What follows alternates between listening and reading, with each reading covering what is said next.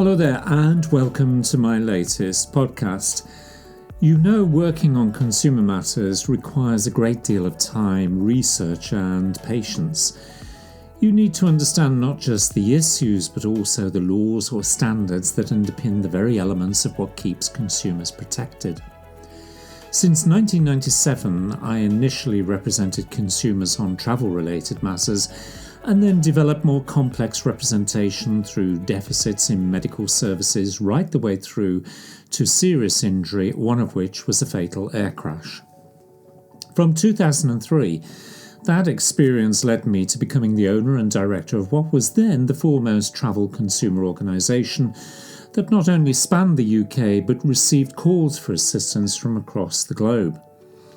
That knowledge made us realise at the time that it was vital to bring ordinary people's stories and experiences to the front door of politicians and civil servants.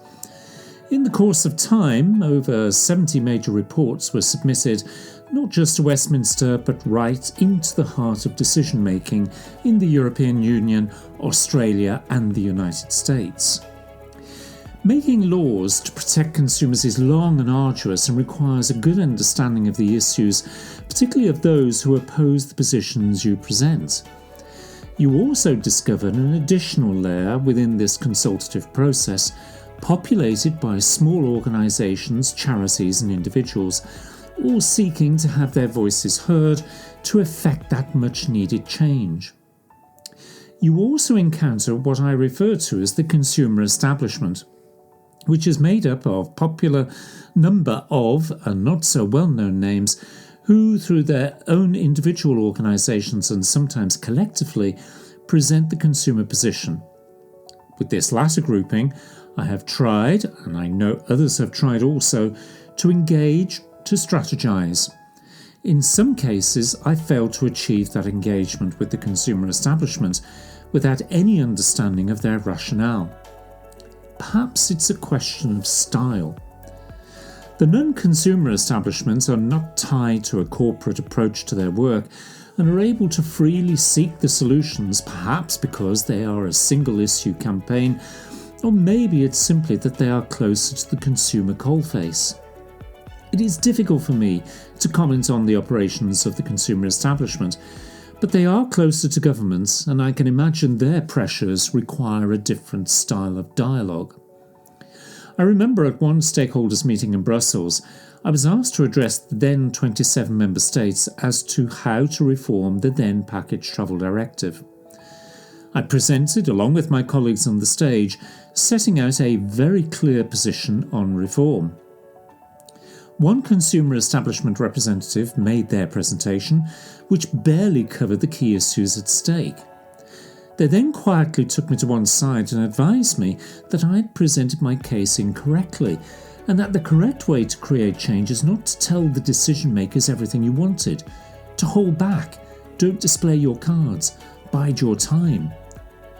I told them that I couldn't disagree with them more. What was required was a clear strategy, openness and ambition. I never saw them again at any other meeting, and I continued with my independent work, meeting with decision makers, advocating for change, and I saw those changes delivered. I came to the view that no one has the monopoly of knowing what the best solutions are for consumer protections, and that it would be better to listen to each other, respect opinions, and to work together to create a credible, unified strategy. My experience has demonstrated that this ambition of working together is easier to achieve with non-establishment organisations and individuals. These have proven to be very effective time and time again. On the other side, there exists a sophisticated industry machine, very well used to the game that is politics, and are up to the challenge to ensure that their voice is heard. They do so by presenting a public harmony, whatever about their background disagreements or the constant competitiveness between them. They meet, strategise, agree to disagree, and present a coherent voice for their overall message, which is generally deregulation or creating an old new status quo covered with a new coat of paint. At one experience I had, followed a stakeholders meeting in which I publicly challenged the views of a very senior representative of the aviation trade body. Not only were they besides themselves enraged, but demanded to understand how I was funded. Full details were always published on my then website, accusing me of being in the pocket of who knows what, whilst missing the irony of their own funding and lobbying activities. In another case, after giving testimony before a select committee of the House of Commons, a senior member of the travel industry disdainfully approached me outside, stating that they had obviously now had to speak with me, and promptly threw their business card at me from a distance of about 3 metres. In another encounter with the senior representative of the fuel industry, I sought to bring them, myself and other campaigners together to seek a meeting of minds, to narrow the issues. In that case, the representative refused on the basis that he would not meet with X or Y because they were extreme. Despite these encounters, I have been fortunate, because I have managed to open doors and cultivate contacts, and I have met with some truly remarkable people within the political arena. I have taken part in not just public consultations, but have also been included or invited to impact assessments and private meetings with high-ranking officials in government. These latter meetings are very powerful and can prove fruitful when seeking to have included provision into law or just simply to discuss or influence a policy. Having wandered the halls of power, I can truly say that the most effective arena to date has been that found in the European Union, and despite Brexit, because of my long-held dual citizenship, I should be able to continue to take advantage of that route to advocate change for consumers. But whilst this is a great trip down memory lane, the work of the consumer campaigner is best illustrated through one of my most important projects to date, that of cabin air quality.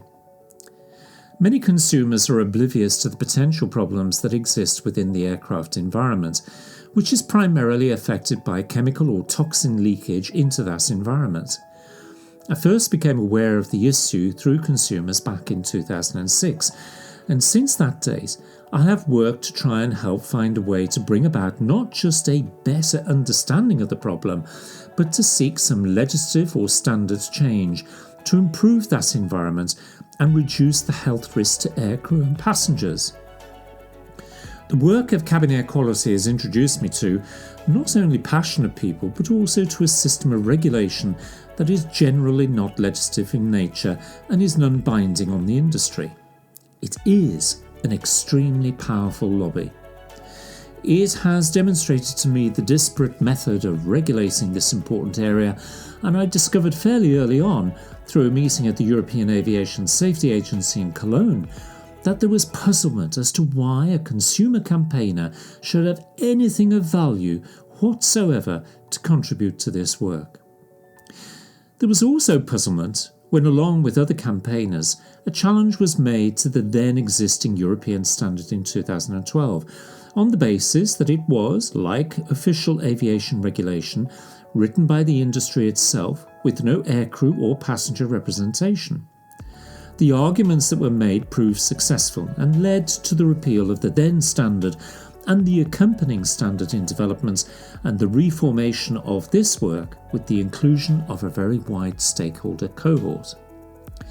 Now, that work began in 2014-15 and has culminated in what is hoped to be a final draft standard, bringing together many disparate issues into one encompassing document. But the road to this work has been long and at times rocky, with 2 very clearly defined camps. By the middle of 2015, it was clear that unless there was something of a meeting of minds, there was a substantial risk that the work would collapse and the world of aviation would be left in its comfortable range of standards that may govern this area. So, with several campaigners, we set about to build bridges between the camps. Some rejected the approaches, whereas others embraced the opportunity. It changed the course of dialogue and cooperation. That cooperation led to debate and understanding of the key issues that were important to all. It also dealt with the most important issue, which was fear.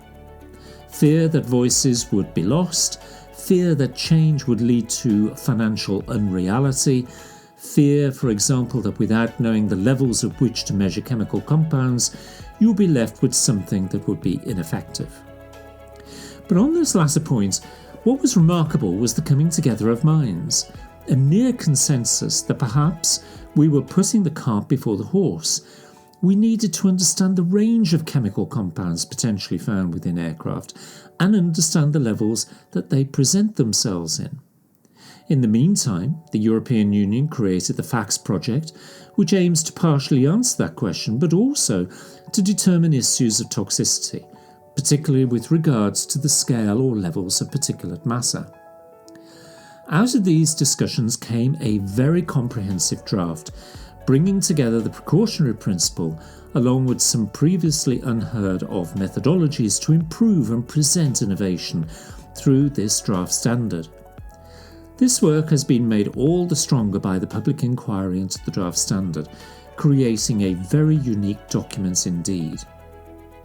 Unfortunately, along the way a few stakeholders disengaged at a time when their experience could have helped the discussions.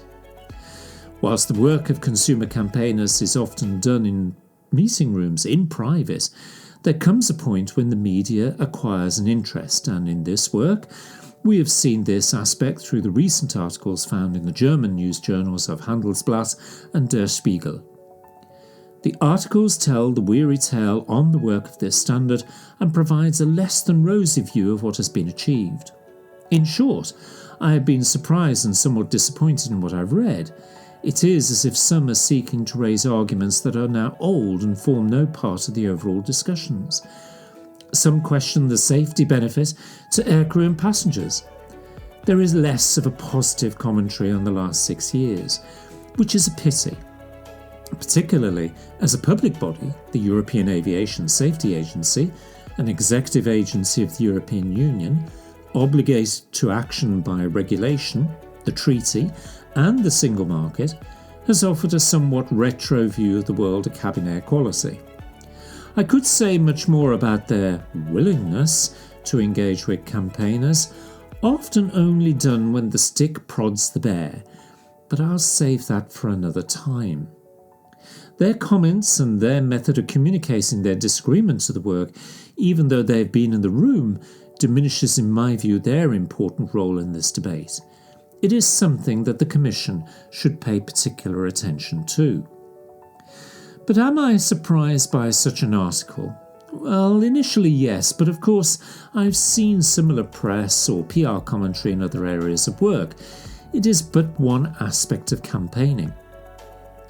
For the avoidance of doubt, no one should doubt my belief that this new cabin air quality standard will go a long way to improve our flight experience and ultimately deliver cleaner air and a better health for aircrew and passengers. I would never subscribe to something that would import a danger for consumers. I know that I am joined in this belief by other aviation users and a great many within the aviation industry. As I reflect on my years of consumer work, and in particular in the cabin air quality arena, I think about the reality of the world post-COVID and the continuing role of campaigners. Some feel that given the disinterest shown by the UK government campaigning, there is not much point in carrying on. I disagree. Now more than ever, we need independent voices to cry out against an injustice or wrong. Now more than ever, with economic collapse and political impotence knocking on nations' doors, the role of independent campaigning is more relevant. Now more than ever, with new and intelligent technologies and algorithms about to change our world, accompanied by voices that cry that there is no need to concern ourselves about old technology or practices, we need independent voices that are anchored in old technology but advocate for innovation and care into the future. I believe now more than ever we need to move our societies away from the stale model of the shareholder primacy economy towards a stakeholder economy.